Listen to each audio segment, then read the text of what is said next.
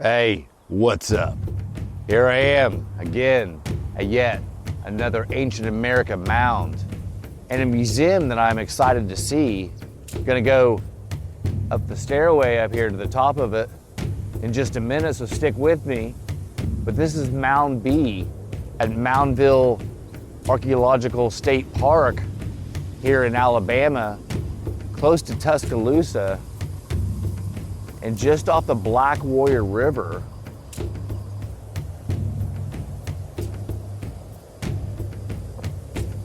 I've been to quite a few parks and seen quite a few ancient America, first Americans, Native American mounds.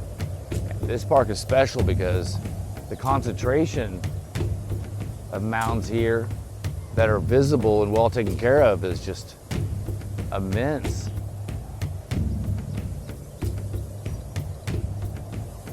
This site is second only to Cahokia in size and complexity. Probably got started around 1050 AD, but 1300, 1400, probably at its peak. So it's a late Mississippian site. In fact, people were leaving Cahokia and probably heading south. So this is probably one of the places that the people who disappeared from Cahokia came to and settled again. Politics and power. The mounds you see here were built in a very orderly arrangement over the course of about 100 years. Surrounding them was an immense wall constructed from tens of thousands of logs. How do the rulers harness the manpower and allegiance of the thousands of people needed to accomplish these huge tasks? Unlike American society, where the government and religion are largely separate, Native Mississippian political and sacred beliefs were intertwined. Archaeologists conclude that sacred symbols engraved on stone artifacts, shell ornaments, and finely made pottery were embossed on sheets of copper, linking the ruling elites with heavenly powers, supernatural beings who controlled the forces of nature, the outcome of warfare, and the access to the afterlife. If followers obeyed their rulers' demand for goods and labor, they believed that their devotion would be rewarded with good fortune in both this life and the afterlife. At Moundville, an excellent example of powerful religious image was the hand and eye motif.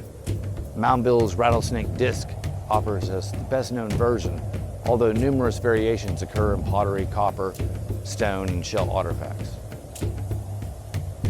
Stories passed down among the various tribes tell the dead entering this afterlife through an opening marked by the great warrior's hand in the sky. One account describes the hand as the constellation we know as Orion, with Orion's belt being the wrist, its fingers pointing downwards. A faint cluster of stars in the center of the palm is the portal to the path of souls, or the path to the land of the dead. Researchers speculate that the hand and eye represents this constellation. After the mounds were completed, the number of people living in Moundville declined, while the number of people buried at Moundville increased dramatically. Suppose the rulers convinced the people that Moundville was the most appropriate place to be buried in order to enter the portal of the Path of Souls. Imagine the power this would give the ruling elites. People might choose to do what they were commanded of them to ensure their passage to their ancestors' fires after they died. Walk it down the steps of the first mound, Mound B here, likely the mound that the chieftain lived on. Gonna go over here to Mound V, which is pretty unique to this site. It's a small flat top mound, and check this out.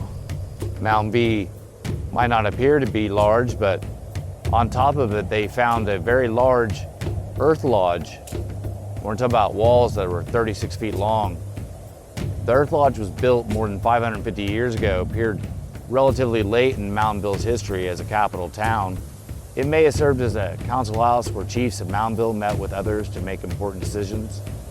Artifacts recovered here include smoking pipes, pottery fragments, and a whole pottery vessel with the acorns placed inside of it as an offering. Mound arrangement. At least 29 mounds were built and used as platforms for important structures at Moundville. The rectangular arrangement roughly aligns with the four directions around the central plaza shows us that people planned the site before they built it.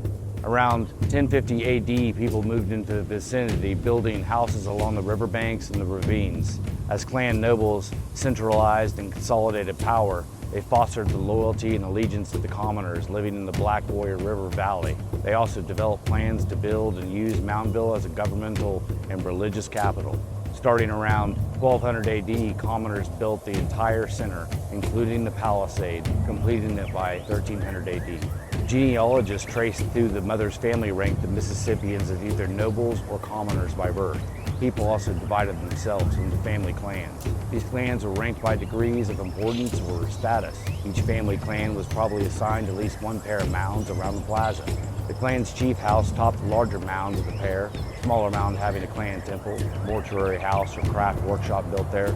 This pairing of larger and smaller mounds is the most pronounced in the western row of mounds in front of you. The highest ranking clan's ruler used the northernmost mounds. The paramount chief lived atop Mound B. Mound C, D, and D serving political, religious, and mortuary or domestic roles.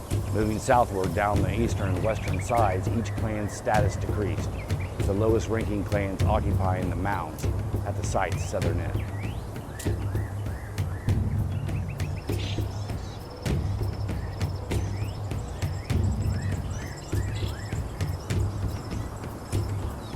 I took a hike on the nature trail, and right now I'm in the middle of a forest. Beautiful boardwalk coming through here. Check this out.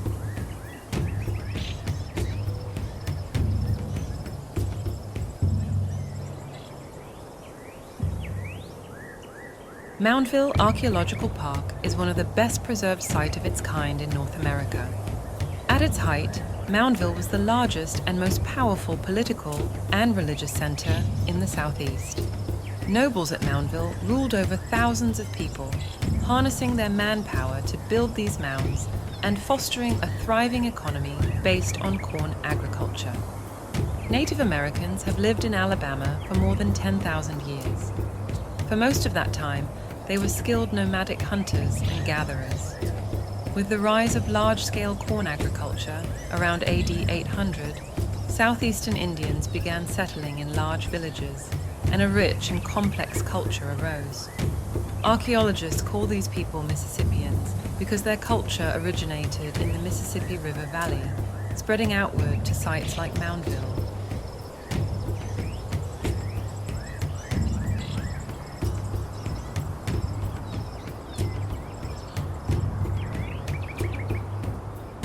Nature trail led to this beautiful overlook of the Black Warrior River.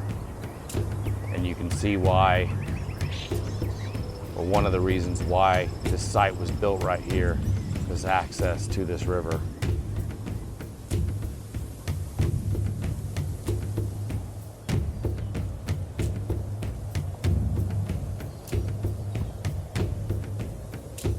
Here we are at the Jones Archaeological Museum, which combines the latest technology with more than 200 stunning artifacts to describe one of the most significant Native American archaeological sites in the United States. Spanning more than 300 acres, Moundville Archaeological Park preserves the largest indigenous mound complex in the Southeast and the remains of a civilization that dominated most of present-day Alabama between AD 1120 and AD 1650. Aside from its 29 mounds arranged around an open plaza, archaeological deposits have revealed the rich ceremonial, social, and political lives of the city's inhabitants.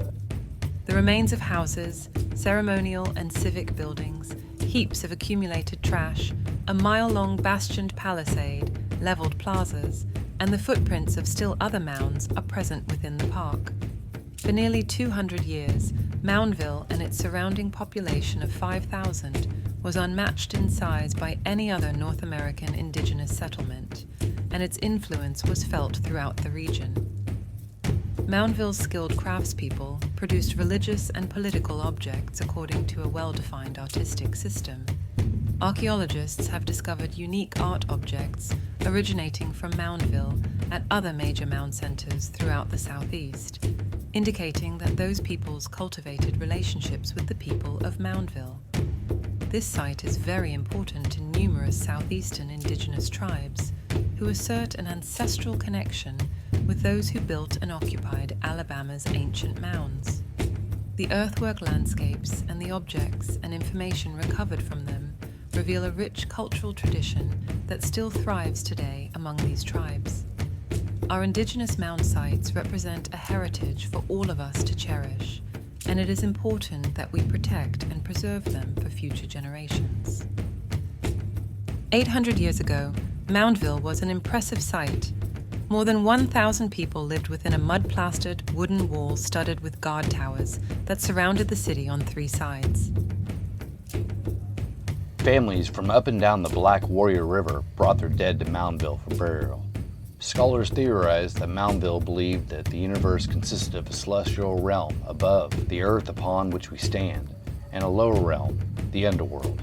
Researchers believe the hand and eye design found on the rattlesnake disc and other Moundville artifacts possibly represent the constellation we now know as Orion. Orion's belt represents the wrist of a downturned hand, in the center of which is a small cluster of stars. The cluster is a portal, or a gateway, through which the souls of the dead travel to reach the path of souls, which follows the Milky Way. As the hand rises over the western sky, traveling souls must leap across the chasm into the portal before the hand rises above the horizon. One of the many dangerous endeavors souls must face as they travel along the starry path to find their ancestors' fires. Outside on the patio from the museum. What a great museum. A lot of really neat displays. They got a nice gift shop in there.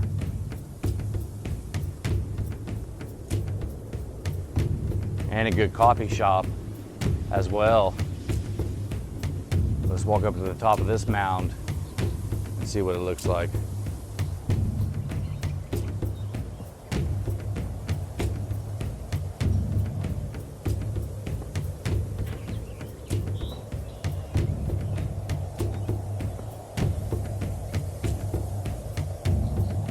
Perspective of power.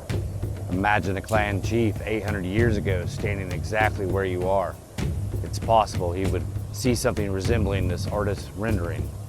Larger mounds like this one dotted the plaza's perimeter, serving as elevated platforms for the homes of Moundville's ruling class.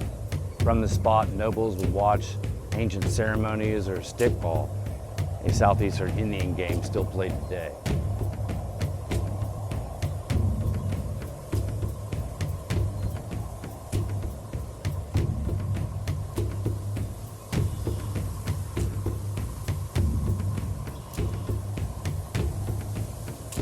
Moundville. What a great park.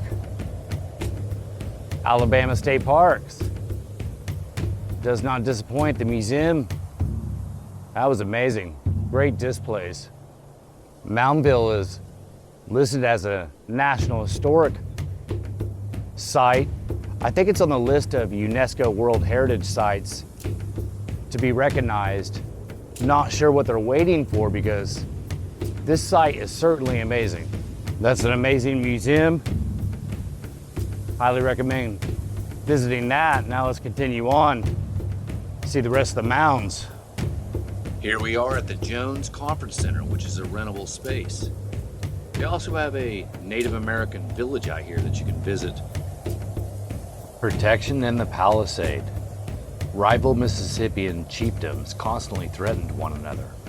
Warfare was a way of life for most men. By proving their valor militarily, warriors probably increased their overall status as they were promoted up through the ranks.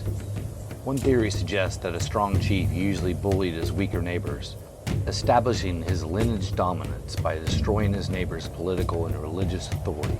In turn, the chief and the regime needed safeguarding. To protect the town and its rulers, Moundville Indians built a fortified wall or a palisade around AD 1200. The palisade surrounded Moundville on 3 sides.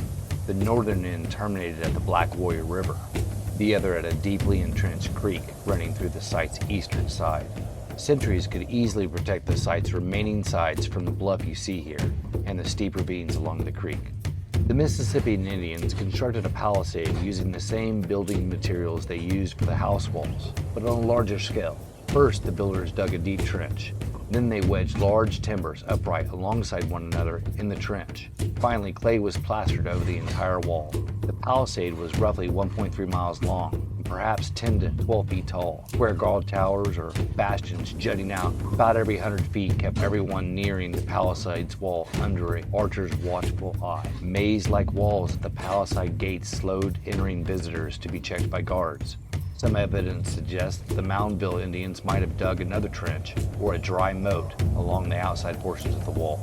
Undergoing several rebuilding episodes, the palisade was finally abandoned around AD 1300. As many as 30,000 mature trees may have been used to build and maintain the vast wall over its 100-year lifespan. As a segment of the wall deteriorated, workers dug a new trench paralleling the old wall, erecting a new section and then tied it into the existing wall. The palisade was such a substantial structure that the remains were still visible when a scientist visited Moundville in 1869, over 400 years after the site was abandoned. Today in Moundville, Alabama, hey, what's up? I'm out in Moundville, Alabama, hey, what's up? I'm at hey, what's up? I'm at the base of, hey, what's up? I'm at the base of yet another ancient America mound here, and today in Moundville, Alabama is a site of a lot of well taken care of mounds. I hadn't done much research into this site. On my way I did and found out it's a late Mississippian site, one likely that a chief lived on top of.